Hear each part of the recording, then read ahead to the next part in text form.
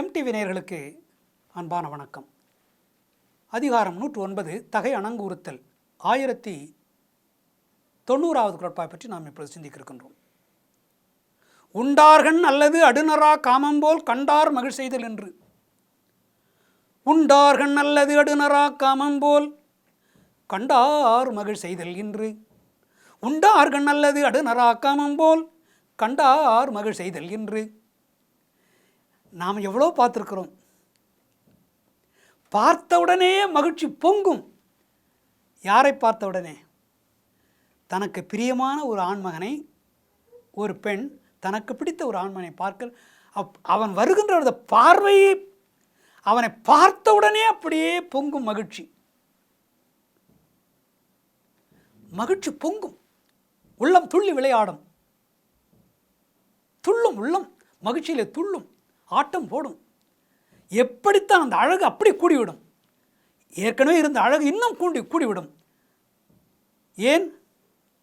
தனக்கு விருப்பமான, தனக்கு பிடித்த குணநலன்கள் பொருந்திய, அழகு பொருந்திய, தனக்கு இணையான, தன்னை மதிக்கின்ற, தனக்கு பிடித்தமான அழகுடைய, எல்லா பொருத்தங்களும் மிக்க தன்னுடைய மனம் கவர்ந்த வாலிபனை பார்க்கின்ற பொழுது மகிழ்ச்சி அவனை பார்த்தவுடனே, அப்படிப்பட்ட பெண்ணை பார்த்தவுடனே பொங்கி எழும் மகிழ்ச்சி.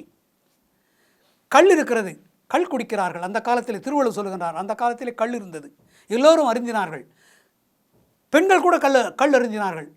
ஆனால் இப்பொழுது இருக்கின்ற மதுபானங்கள் அல்ல. கல் என்பது உடலுக்கு உறுதி கொடுக்கும். கல் என்பது ஒரு உணவுப் பொருளை போல உடலுக்கு உறுதி கொடுக்கும். புளிக்காது. புளித்த கல் என்றால் அது மயக்கம் கொடுக்கும். புளிக்காது. மரத்திலிருந்து தென்னங்கள், பனங்கள் எல்லாம் அப்பொழுதே இறக்கி, அந்த கல்லை இறக்கி அப்பொழுதே அருந்துவார்கள். பாலை குடிப்பது போல் இருக்கும், பசும்பாலை குடிப்பது போல் இருக்கும், தாய்ப்பாலை குடிப்பது போல் இருக்கும். அவ்வளவு தாய்ப்பால் எப்படி உடம்புக்கு வலிமை சேர்க்குமோ அதே போல கல் மிக அருமையான வலிமை சேர்க்கும் உடம்புக்கு. அந்த கல்லை குடிக்கலாம். புளித்து வைத்து அதில் கண்ட பொருள்களை எல்லாம் கலந்து, அதில் என்னதோ பொருள்களை போட்டு கலந்து அதை ஊற வைத்து பல நாட்கள் பானையில் வைத்திருந்து அதன் பிறகு போதை ஏறும். அது போதையினாலே அறிவை மயக்கி மனிதனை கெடுத்து, அந்த அறிவை கெடுத்து, குணநலன்களை கெடுத்து பாழாக்கிவிடும் அந்த கல்லை திருவள்ளுவர் சொல்லவில்லை. மிக அருமையான கல், புத்தம் புதிய கல், அப்பொழுதே மரத்திலிருந்து இறக்கப்பட்ட கல். அதை குடித்தால் இன்பமாக இருக்கும் என்று சொல்வார் திருவள்ளுவர்.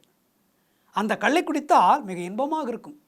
குடித்த பிறகு, கல்லை குடித்த பிறகுதான் மனிதனுக்கு இன்பம் உண்டாகும். ஆனால் காதலியை கண்ணால் பார்த்தவுடனே இன்பம் பிறந்துவிடும். இன்பம் துள்ளும் மகிழ்ச்சியை அப்படியே மகிழ்ச்சியிலே துள்ளி குதிப்பான். காதலியை பார்த்தவுடனே எங்கிருந்து தான் வருமா அந்த மகிழ்ச்சி? கோடி ரூபாயை பார்த்தால் கூட அவ்வளோ மகிழ்ச்சி ஏற்படாது.